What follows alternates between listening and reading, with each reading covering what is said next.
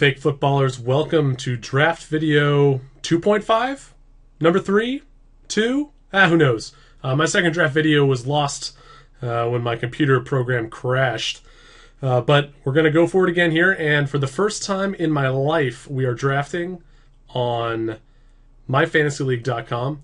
So if I make some mistakes with this interface, you'll have to forgive me, but we're looking at a 2-quarterback league today. This is put together by Salvatore, the 2QB master, and 2QB is my preferred format actually for fantasy football. I feel like it kind of is the best test of fantasy skill. It goes deeper than 1-quarterback leagues, and I have like a loose set of rankings for the first couple rounds here. I drew the 6th pick overall, and Drew Brees and Peterson went 1-2. Even in a 2-quarterback league, I tend to prefer the elite running backs with the early picks. I love having guys like Brees and Rodgers on my team, but I feel like you can get better value on quarterbacks in rounds 3, 4, 5, 6, whereas the running backs in 3, 4, 5, and 6 are still going to be a really big drop-off from a player like Adrian Peterson, Doug Wilson, etc. If Martin or Spiller make it to me, I'm selecting them, but nope, Martin just went 4th overall. So one pick before I come up here, and Spillers and Rodgers are the top of my list. There goes Spiller. I'm going to take Rodgers here, and I feel pretty good about that, to be honest. It's not very often that he slips past the top 4, I think, in 2-quarterback leagues. If I was going to take a running back, I'd take McCoy here. This is a half-point PPR scoring mock draft we're looking at here, but yeah, I like him a little bit more than Lynch in general. Now, let's talk a little bit more about 2-quarterback strategy. Now, you know that quarterbacks become more valuable. In this particular draft, the passing touchdowns are supposed to be worth 6 points, and that, if you read my scoring settings analysis piece on the differences between 4 points per touchdown leagues and 6 points per touchdown leagues, I kind of got into this in the comments, but I still don't think that you need to draft quarterbacks higher when passing touchdowns are worth more, because you're still talking about relative value at a position. Now, a guy like Rodgers or Brees is going to be worth relatively more than Cam Newton in a setting like that, and I'd probably take a guy like Peyton Manning, who was just selected, ahead of a guy like Cam Newton when passing touchdowns are worth 6.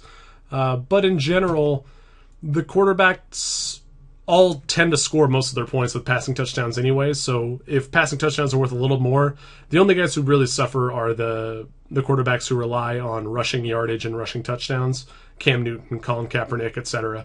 So that doesn't make me want to draft a quarterback any higher than, say, a running back or a wide receiver. But in a league setup like this, where it's 6 points per passing touchdown and 2 quarterbacks, that's when things get interesting. We only have 10 teams here, so everybody's going to end up with 2 starting quarterbacks. We're not talking about like a 14-team 2QB league where some teams are just not going to have a good second quarterback.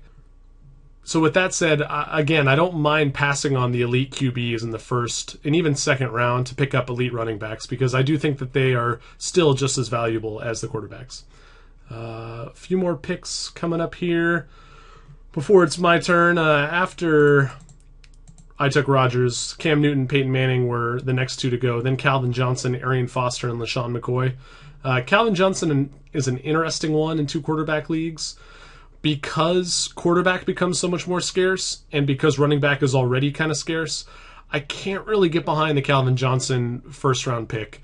I understand that he is an exceptional talent and that he's going to put up a lot of really big numbers if he stays healthy, but you really have to kind of prioritize the more scarce positions, if only because wide receiver does go much deeper than running back and quarterback each. With that said, Jimmy Graham, who was just selected, is a guy I can get behind in the second round. I don't know if I'd take him second pick of the second round at, 21 or 22 overall. That seems like a bit of a reach to me, but if you really want a guy, I say go for it. Tom Brady was just selected at the 3rd pick of the second round, and he's a guy that has been slipping down some draft boards, mostly based upon the perceived loss of weapons that he's had. But, you know, he's so good that it probably won't matter.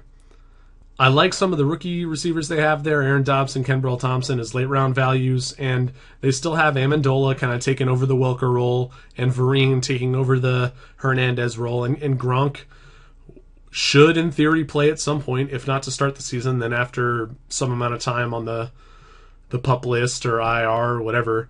But I think Tom Brady's going to be fine, and in a 2-quarterback league in the second round, I think that's a fine pick. Ray Rice was just selected. Oh, it's my pick. Hey, what do you know? I'm looking at Marshawn Lynch, Trent Richardson, Colin Kaepernick, and Alfred Morris right now. I could jump on Kaepernick. I do like him more than a lot of other quarterbacks. But like I said, the running quarterbacks tend to be devalued because we have 6 points per passing touchdown. And I am going to practice what I preach here. And I'm going to take Marshawn Lynch. And we'll see what happens when it gets back to me. I'm going to pause for a moment. Okay, we're back here for round 3. After I took Lynch, Andrew Luck, Matt Ryan, RG3, Trent Richardson, Brandon Marshall, Kaepernick, and Des Bryant were the next picks made. I can't really get behind Andrew Luck ahead of any of those 3 quarterbacks who are taken after him, Matt Ryan, RG3, or Kaepernick. I do like Luck as, I don't know, the 8th or 9th quarterback off the board, but as the 5th, I'm not really buying that. Even in a 6-point per passing touchdown league, I'd probably rather go with Kaepernick. Anyway, we got 3 picks coming up here. My little draft list has depopulated because all the players that were the best were drafted in the first 2 rounds. Go figure. Alfred Morris is still hanging around. That feels like a good value. Maybe there's some news on him that I'm missing.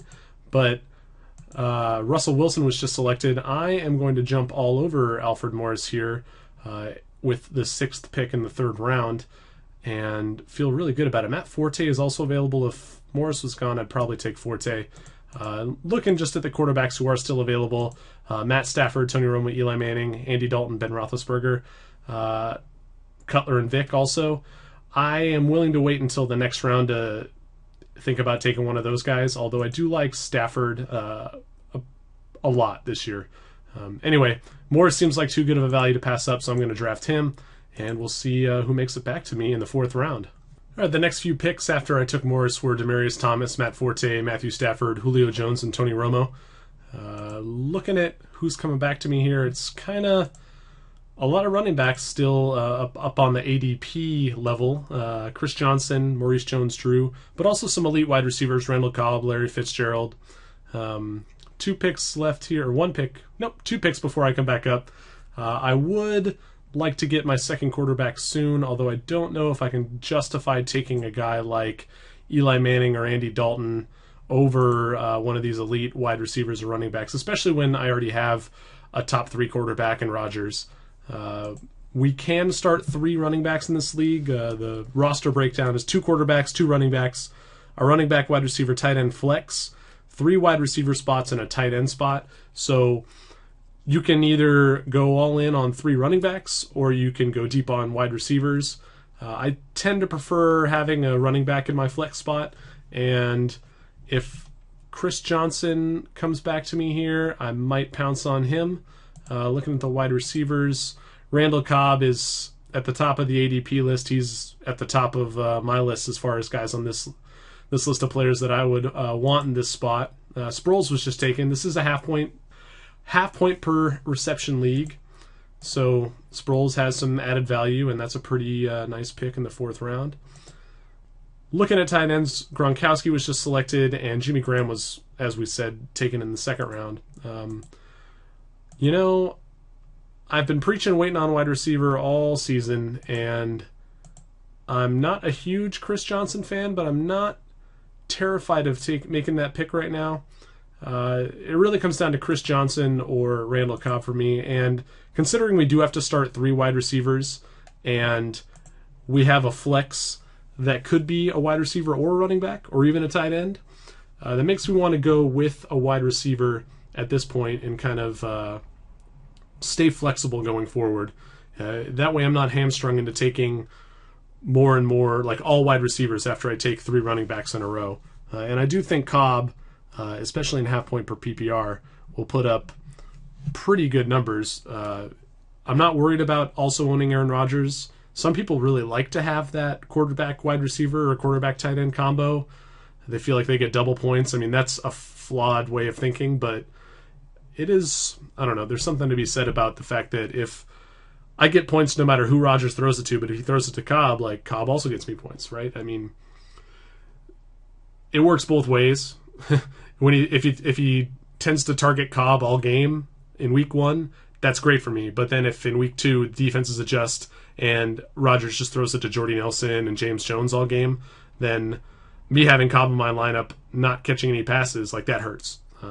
Anyway, Chris Johnson was selected right after, actually not right after I took Cobb. Danny Amendola went before Chris Johnson, and I think the people in this league might be overvaluing the half point per PPR setting, and because Chris Johnson's going to catch plenty of passes as a featured running back for the Titans, but I don't know. Maybe it was just a team need thing when the Amendola pick was made. With that said, I'm going to take a little break here, and I'll be back for round 5 in just a second.